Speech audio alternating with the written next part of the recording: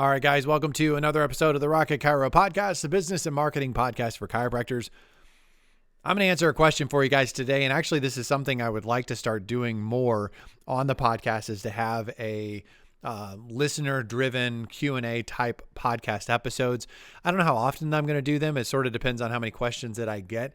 But I decided to kind of start off this concept or start off this idea with a question I get asked a lot, and that is, what type of marketing should I do? Now, if you want to submit a question for the podcast that I could potentially talk about, whether you're a client of mine, whether you're just a listener to the podcast, or even if you're a student that wants to ask a question, you want me to talk about it on the podcast, you can go to rocketchiro.com/askjerry, AskJerry, all one word, or you can reach out to me through Instagram, through the @RocketChiro Instagram handle, and you could ask me a question there. And then I would take those questions, the things that I think would be good to answer on the podcast, we could answer those on future episodes. So that's what we're going to do today.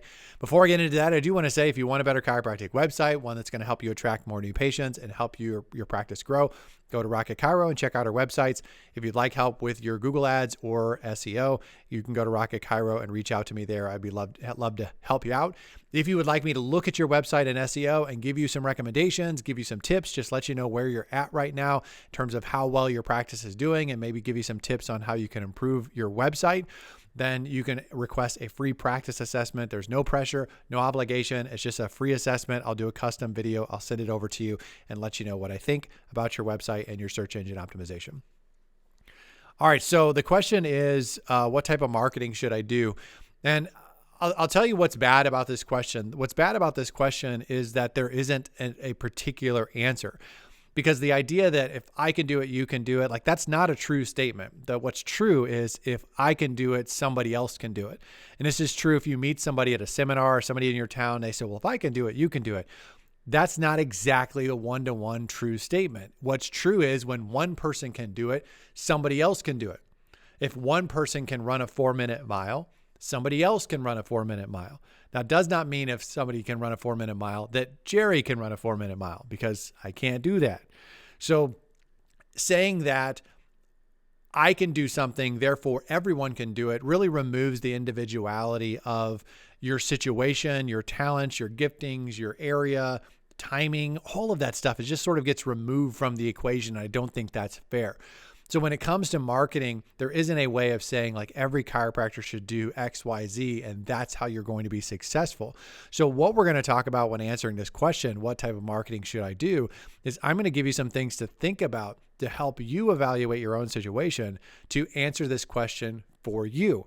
Because nobody on a podcast can actually answer this question for you. And even my clients that get a hold of me, that we're talking on the phone, I have to walk them through this same idea, and they can answer the question for them. Now, they would have the luxury, if they're talking to me, where I can sort of help them make those decisions. Oh, okay, this sounds like this makes sense because of what you're telling me.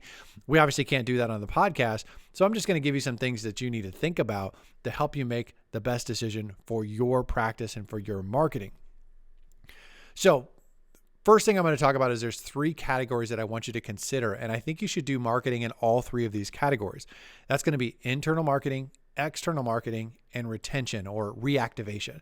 And retention and reactivation is just sort of a way of staying connected and maintaining that doctor-patient relationship with your patients over a long period of time. If your patients come in once or twice, you never see them ever again. Anytime they use a chiropractor in the future, they just go find somebody else who's closer, or there's a coupon or whatever. That's a bad relationship. That's a bad business. You have a leaky bucket. You don't want that. You want to have a practice where you're out externally marketing, like reaching out to people who don't know about you, that are new to your practice. You want to have marketing that is internally marketing, meaning you are generating patients from the relationships you already have. And then you want to make sure that you have systems in place and marketing tactics in place that are staying connected to your current patients and your past patients, so that you have a recurring business where people, that when they use a chiropractor in the future, they come back to you. You're their chiropractor. They're not going to somebody else. They're not shopping around. You've established that relationship. You've stayed connected. You provide value. And then now they're reconnecting with you. I think you should do marketing in all 3 of those categories. What you focus on more will sort of depend on where you're at. And this is something we're going to talk about a little bit later when we talk about timing. But if you're brand new in practice, you can't focus all your energy on retention and internal marketing because you don't have any patience. That doesn't make any sense. Now, if you've been in practice for a really, really long time, you may be able to focus most of your energy on internal marketing and retention and reactivation because you have so many people that have been in your practice before. So timing really does matter, which is also why, once again, we're back to there isn't a specific answer for everyone, but all chiropractors have these three categories: external marketing, internal marketing, and then retention or reactivation, that sort of marketing. Now, within that, we could also say there's ways of doing that, and we could incorporate internet marketing or online marketing or offline marketing. So within those, you could do external marketing, you could do online and offline.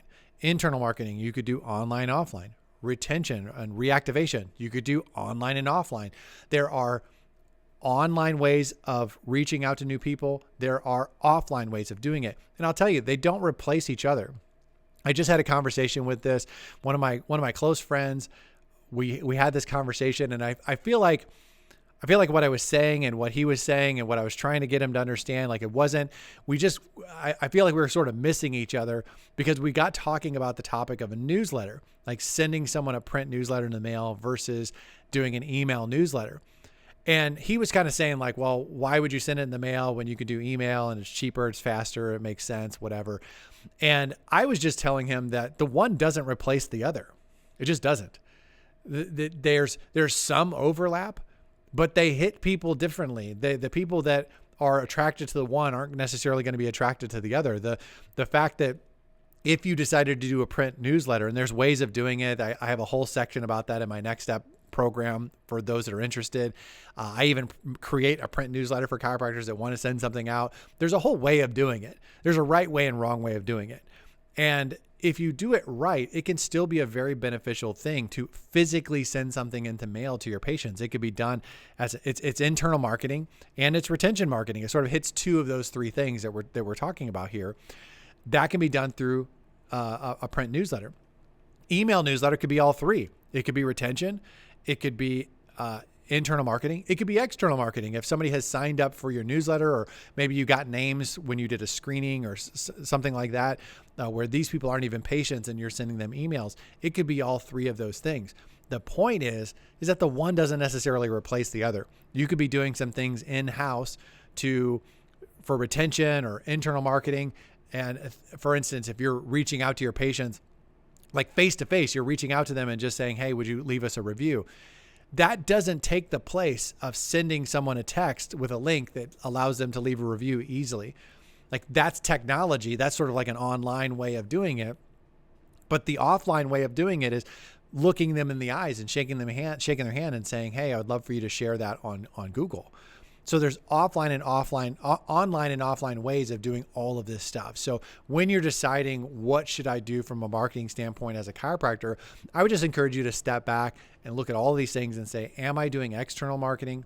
Am I doing internal marketing? And do I have marketing in place for retention and reactivation? Is there places or systems in there for those things? Am I doing all three of those areas? And if that's the case, that's good. That's a good baseline for where you're at. You probably have a nice balanced marketing plan. Now, three things to consider. This is something I've said a lot. I've said it on a recent podcast. So when you're deciding what to do specifically, then I would look at what are your talents, what are your opportunities, and what are your interests. And so external marketing, you may look at it and say, wow, I'm really interested in social media. There seems to be a really good opportunity for it. And I'm really good on camera. I'm really good with social media. Great. Like that could be an incredible opportunity.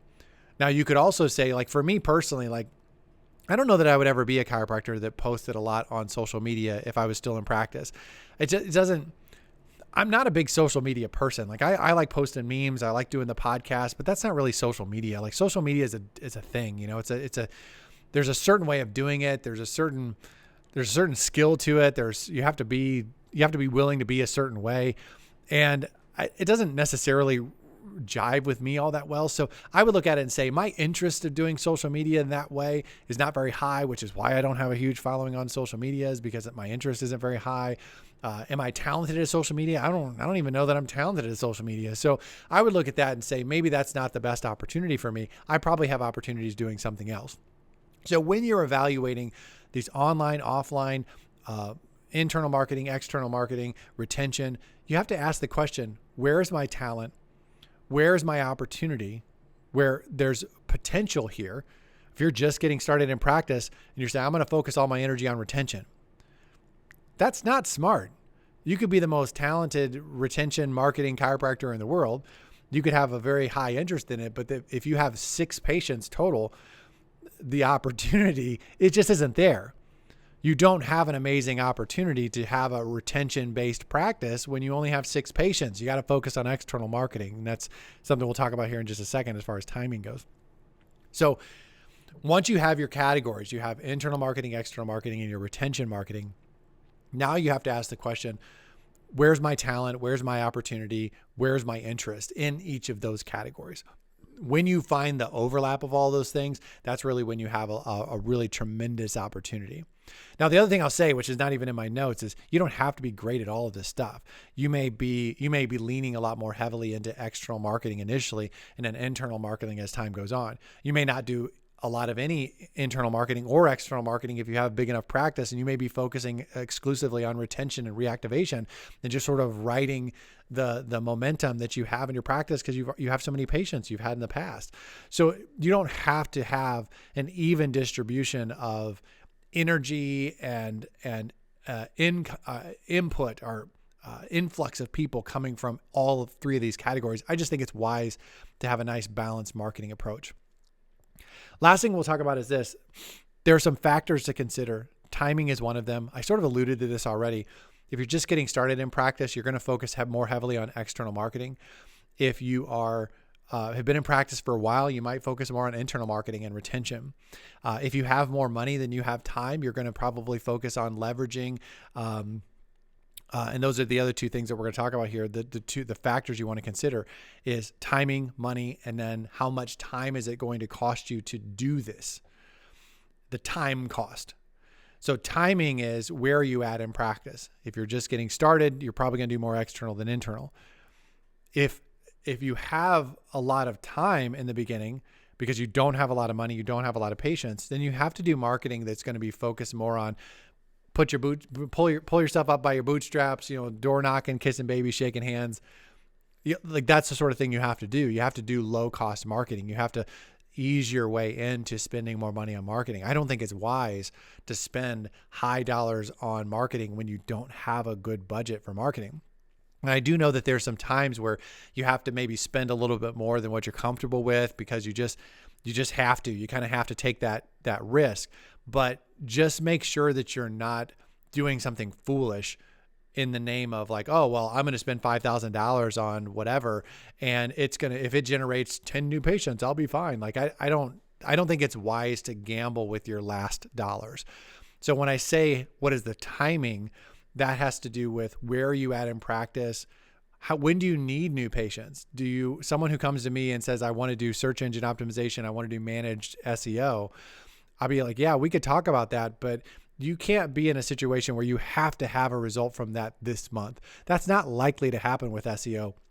If someone were to come to me and say, I'm going to start doing networking and I want to have a bunch of new patients this month, be like, well, networking is a relationship thing. It takes time to build those relationships. Networking is generally something you're really happy you did a year from now, 2 years from now, 3 years from now. When you've really established yourself in a community and it's like 5-10 years into practice, that is an incredible benefit to your practice. That first couple months, it's probably going to be a lot of energy out and not a lot in. Well, if you need new patients this month, saying that you're going to focus heavily on networking and that's your big plan, you're disregarding timing. And so make sure you understand as you're deciding what do I do and what I not do is when do I need new patients? How quickly do I need them? Because that's going to determine which direction you go, where you spend your time, your energy, and your money. And then last, like I said, is you're going to take into consideration money and time. If you have more money than you have time, then I would look at leveraging that. Like get a hold of someone, have them do your Google ads for you, have someone do your Facebook ads, your Instagram ads, like start spending money on some of these things. It's way easier to attract patients into your practice when you have money. And most chiropractors, when you get started, you don't have money. So you have to do things that cost you time, and you have to be really, really smart with money. But if you get to the point where you have some money to spend it. Definitely spend it. Because it's like I said, it's just easier it's easier to attract new patients when you have money than it is when you don't. But then you have to consider time. When you got more time than you have money, you got to do things that cost you time. You might have to work on your own website. You might have to work on some of your own SEO. You might have to go network. You might have to go get out of your office and fight that introvert nature to stay in your office and just be online. And you might have to go offline and shake some hands and kiss some babies. You might have to do that.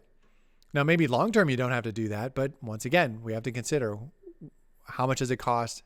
How much time do I have? Consider the timing of your life as a chiropractor. So those are the things to consider when you're deciding like what type of marketing should I do? And there isn't an exact answer. What works really well if you're in New York City may not work really well if you're in Kansas.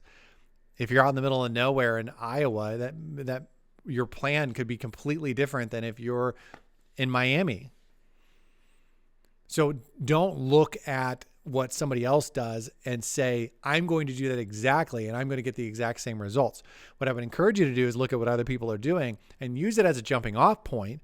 Even when you do coaching and consulting, when I have Next Step members and things, my whole Next Step program is designed that way. It's designed to give you a jumping off point. It's not designed to give you a paint by numbers approach to marketing and running a practice. I don't believe in that.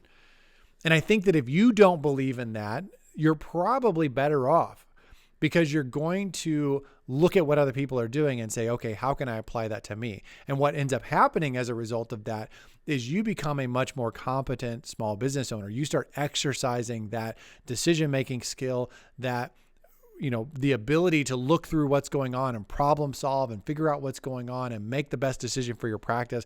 The better you get at that, the easier your practice is going to be, the easier your life is going to be as a chiropractor. Because one of the things that stresses chiropractors out the most is they find themselves in a small business kind of leadership role, and they've never flexed that muscle. They've never developed those muscles.